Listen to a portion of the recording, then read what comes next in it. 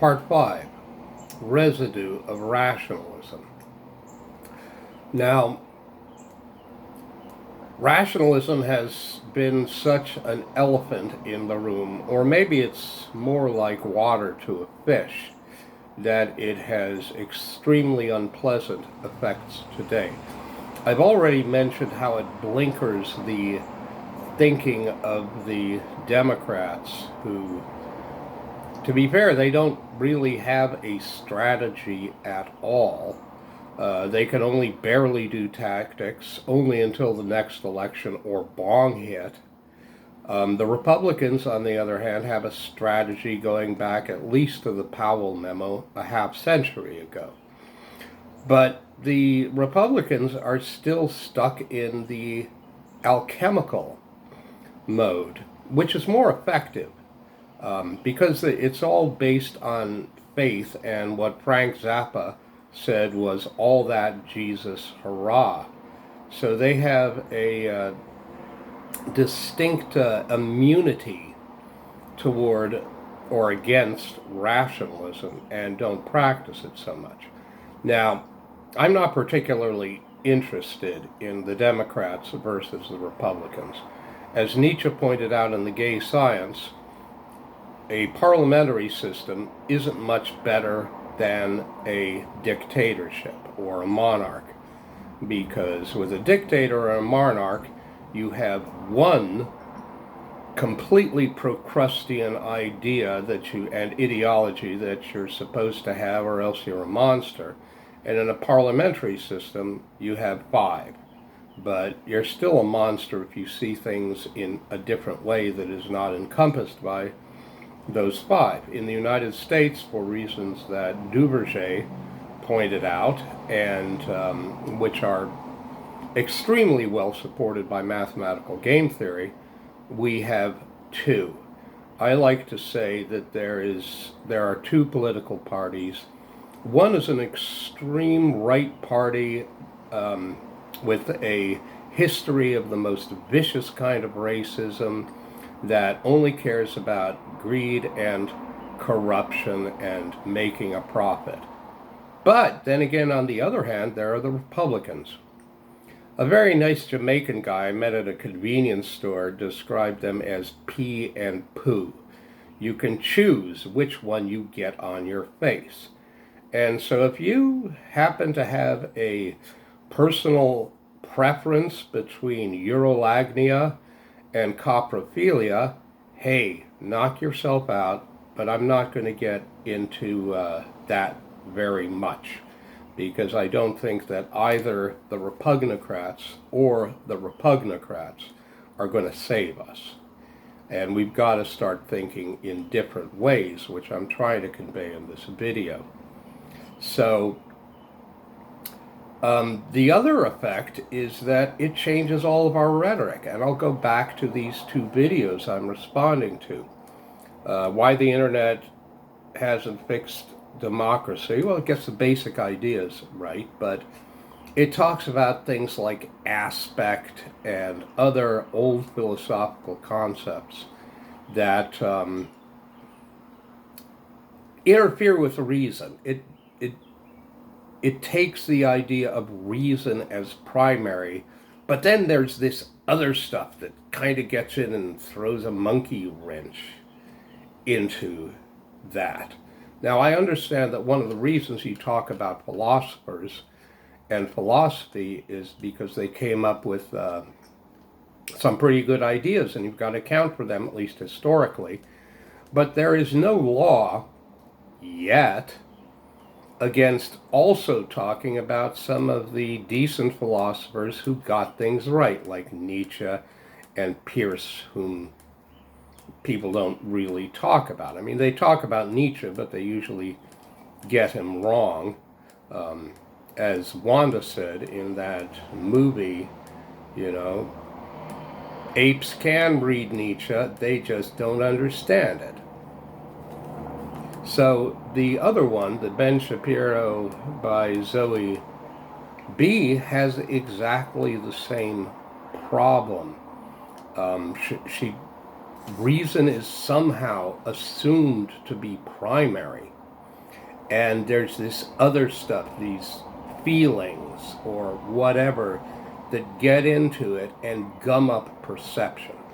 That's completely wrong. Perception is already gummed up, and it's gummed up just by the way the brain works. Reason is not primary.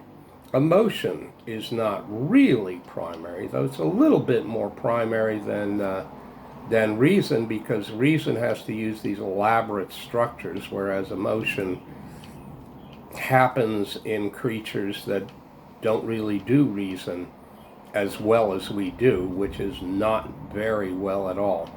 Rather, there is something beneath or more basic than reason or feelings or emotions or ideologies or faith or any of those things that you can possibly imagine. And the usual word for that is cognition. And cognition can't work without reason, a human cognition, and language can't work without reason, but it can't work without emotion, and it can't work without feelings, and it can't work without preconceptions, and it cannot work with all those other things in the brain, which are much older and much more basic, and control everything, and ultimately are embodied. So you hear a lot of stuff about language and cognition is embodied in cognitive linguistics and in cognitive science.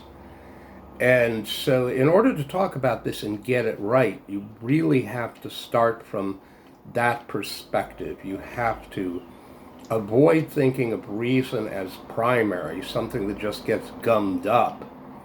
And you have to start thinking about cognition as more basic.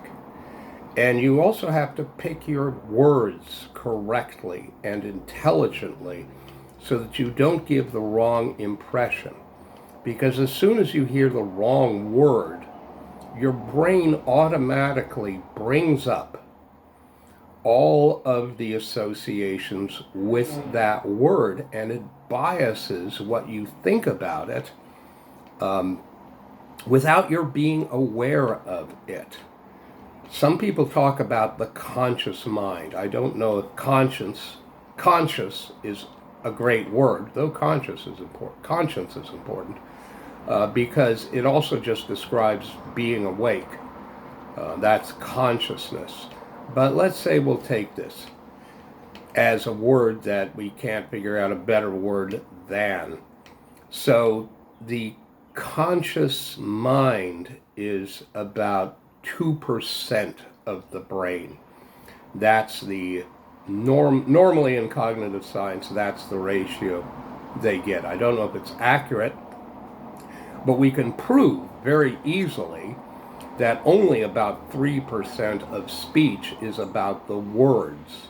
The rest is giving information related to emotion and personal identity and nationality and how many teeth you have, in my case. 3% is the stuff that we can look at as text. And frankly, a lot of engineers know this. That's why perceptual sound compression works so well.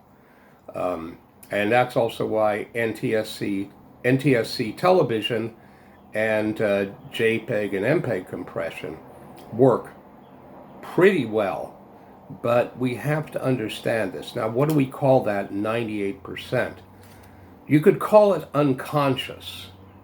And it is because you're not aware of it. But unconscious is kind of a bad word because of Freud. He talked about the unconscious. And there is no the unconscious. It's just the bunch of other stuff that's in the human brain. I like to call it pre-conscious, and that's also a fairly popular term. And what that conveys is this: even if you are doing reason, your reason can only work on stuff on ideas that are already in your brain, handled by that not conscious part. So you can make the most reasonable decision in the world, the most reasonable choice in the world, but it is only based on stuff that the rest of your brain presents to you. You want to look at politics?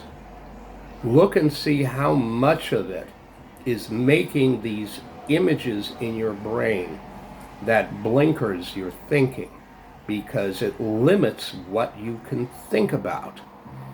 And great stuff for this. Again, let's go back to the Republicans and the Democrats. Democrats usually go to college to study political science or communications or something like that. Republicans go to study business.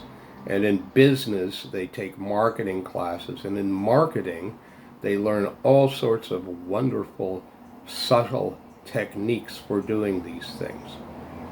Now, Democrats, or what you probably want to call the left, have another advantage, though. The Republicans are doing it because they see the world in an alchemical way. If you see the world in a way that involves reason, you can understand cognitive science and use it to construct better arguments and do better communication. And you can do that if you want. Again, look to cognitive science. Start with George Lakoff. Do a search for George Lakoff moral politics and look at the very first video. It kind of conflates the basic science with the politics. And the politics aren't perfect because they don't represent the politics of black people or Catholics. It's pretty much 100% WASP, and it should be informed by Nietzsche, but George Lakoff knows worse than nothing about Nietzsche. So you can do these things if you want to, and that's where to start. But I don't really have anything more to add, so I'll just stop and upload this.